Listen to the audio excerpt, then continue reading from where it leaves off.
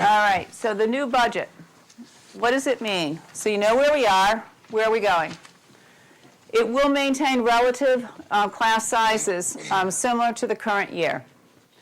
There are adjustments for staffing, meaning that if any of you have poked ahead into the handouts, you'll see that there are a few areas in the elementary. I said elementary enrollment had decreased where we are able to not need as many classroom teachers and take one or two teachers out of a grade level here or there, and that is based on enrollment. That is not a budget cut. That is something that should be done every year. Every year you should look at every classroom and say, is this the appropriate level of staffing? We want to also look at, in terms of need, in some cases, a reallocation.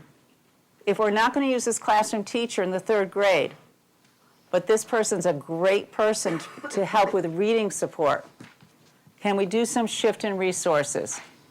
And this is part of what we talked about when we first talked about the decrease in enrollment. Over time, can we reallocate some resources to fill those gaps that we have not been able to provide? Monroe as a town provides a tremendous amount of resources to education. Sometimes I'll hear Monroe doesn't spend enough on education. That's a misnomer.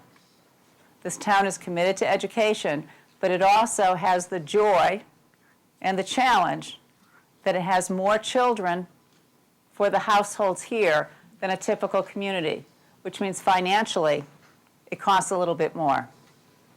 As our district goes from 4,000 to 3,000 over the next 10 years, if it stabilizes at 3,000, then the financial obligation, commitment, support will tend to level out to a level that is probably commensurate with other communities of this size. Health educator at Chalk Hill. We have tried very hard, but we're finding it's very difficult without a formally trained health educator to provide the kinds of classes, lessons that our 5th and 6th graders need. A reallocation to move over a current educator to help, who used to be a health educator at Chalk Hill to support that. I have heard at parent council, it's fine you have technology in the classrooms, but if you have technology, if you have smart boards, if you have handheld devices, it's not a good use of your money unless our teachers use them and know how to use them very well. We have tried as a district one approach. We have had technology integrators at our schools, and these are teachers that are paid a stipend, and after school they work with other teachers. But we really need someone during the day when lessons are happening, in K through 6 especially, because those schedules are so tight.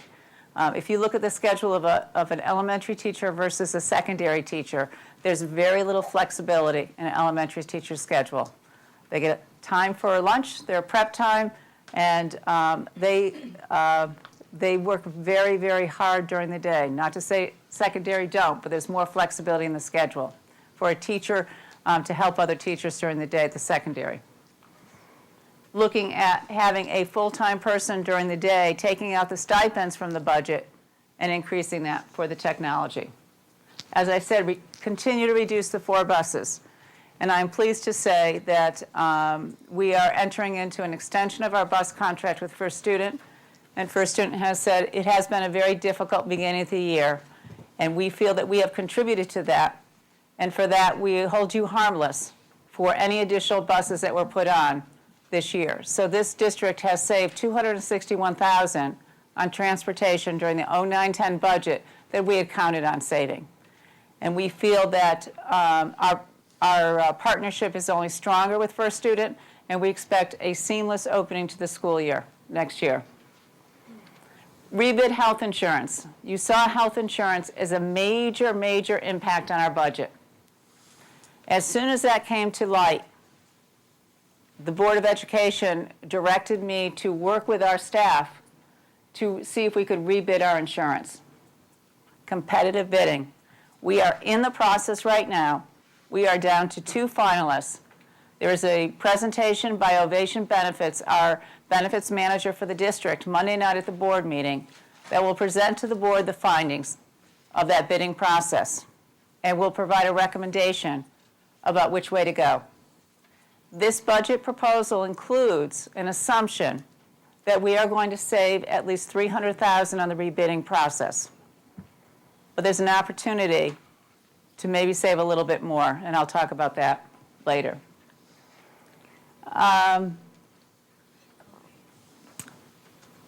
Again, my budget, superintendent's proposed budget for the children in Monroe, it's not my budget, it is a budget for our children. This budget, when we first as a team rolled up all our costs, came close to 10% if we just rolled things over and tried to put in the things that we really felt that we needed. Obviously, that was not realistic. We tried to make sure that we pared this down to the lowest point possible without dismantling the school district. As we looked at our other ways of generating revenue to help to offset some of the costs, what happens during the school day is a right of a child. A child is entitled to a free and appropriate education. Our co-curricular are not entitlements.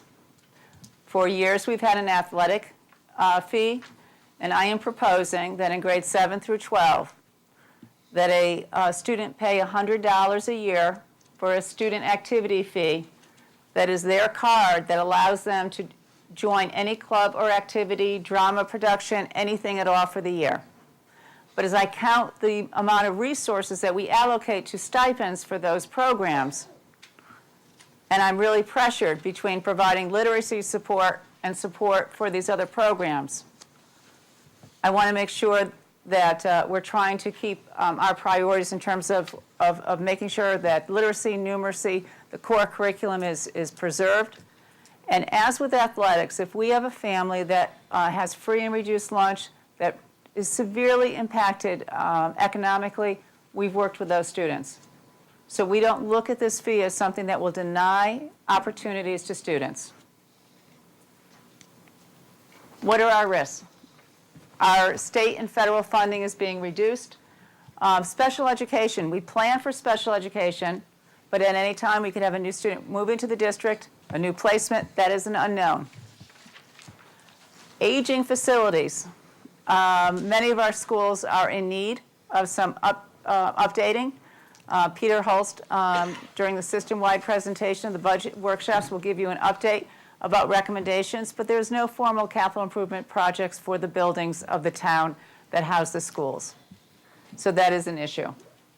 The district has some pending litigation against it. Arbitration for some grievances from bargaining units may have an impact on the district, health costs, and budget risk to me. When we went at this, we tried to preserve staffing. So we went after line items. What do we spend on supplies? What do we spend on this? What do we spend on this? We made deep cuts in line items, left very little wiggle room for unanticipated events. To me, that is a risk. As you plan your own budget for your home and your family, and something happens, your car breaks, there's a large expense, something happens on your furnace, hopefully you have some kind of contingency. As we go into this budget, the line items have been cut so deeply, any further cuts to this budget is my recommendation we have to cut staffing. We have gone through our line items, and the next step will be to reduce staff.